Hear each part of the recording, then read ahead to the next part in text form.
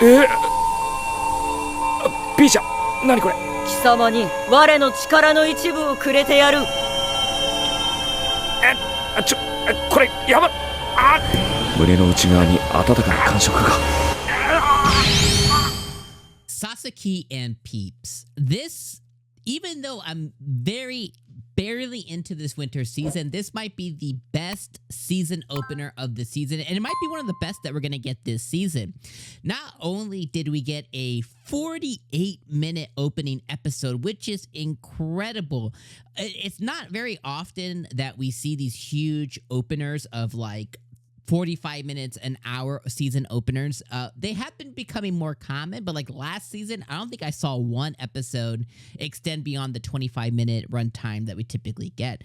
So this was very awesome to see, and it really solidified the story, and it basically went and it got you and me, it got both of us, it got us the viewers and said, hey, you need to watch this show because we just showed you 48 minutes of proof of why you need to watch our show.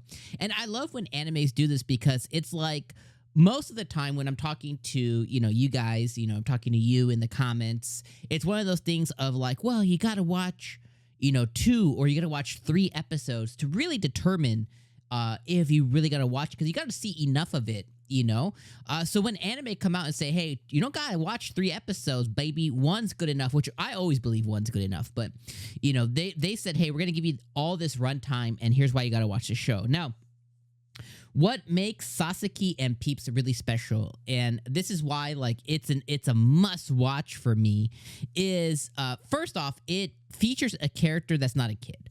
I think, more often than not, we have these high school characters or like maybe college characters, but typically it's middle school kids between the ages of like 12 to maybe 17. Maybe. Most of the time it's like they're right there at 15, 16 years old, almost always, right? Their brains half developed, and that's all we get so far, okay? I remember I was 16 too, all good. But this anime features Sasaki, who is like a 40-year-old man, essentially. And he has, he's all of us. He's all of us who are old folks, okay? That might not be you, you might be a youngin', and, I'm waving my fist at you at your youth. But, for most of us who are these old dudes or old ladies, watching shows and stuff, it's like, it's not often that we feel ourselves in a character. And this guy is like, your 40-year-old corporate dude. He's not like, the CEO of a company. He's not the president. He's not the owner. He's just like this worker dude, worker bee, working every day, just existing, okay? And he's looking for things in life to make him happy. One of the things is like cats and dogs and pets and stuff. And he's finally deciding to make the plunge. So he finally builds up enough courage to step into a pet store. And, he decides to eventually, because of the cuteness level and affordability, honestly, is he decides to buy a pet. And he decides to buy a bird. Now, obviously, this goes through a lot of different turmoils and a lot of twists, but the birds can speak. And the whole initial conversation of like, oh, yeah, I have heard that birds can speak. And then eventually he's like, are we having like a whole real life conversation here? And then the bird's like, I am from another world and I've been stuck in this bird body. And eventually they form a pact, they form a contract, and he feels it deep in his soul. He's like, ugh. I was laughing my ass off at that. Even though I saw it in the trailer, I was still laughing. He forms a contract. They beam over into this other world, and he begins like the very tropeistic thing, but really, like more believable thing of beginning to trade and do merchant work in this other world and stuff. And he begins to do it successfully. I won't go, over the course of events, but over the course of the episode, he ends up opening a restaurant over there, ends up getting trade with the Lord of the Land, ends up getting really good trade partners over there. He establishes himself as a pretty good businessman in that other world. Gets to eat good, live good over there. In our world, he ends up getting caught up because he saves a girl using a little icicle power, and we find out that there's actually folks considered sidekicks in Japan. in our world that's just kind of really hush-hush and kept under the rug kind of thing. And he ends up joining an organization where he's basically going to be working for the government. And, it starts his journey in this psychic world of Japan and all of that. So really, really cool and interesting concept there as well too. This dual life that he's now going to leave of being like this psychic in Japan and then be this businessman, mage type person in this other world as they try and navigate through him between Sasaki and Peeps, probably trying to find Peeps a new body and live lavishly, maybe not have him be a bird and stuff like that as well. And it's also introducing side characters as well too, not only with this crazy Hashizaki person who's this crazy makeup wearing girl who has water power, water psychic power, who's a real corporate go-getter.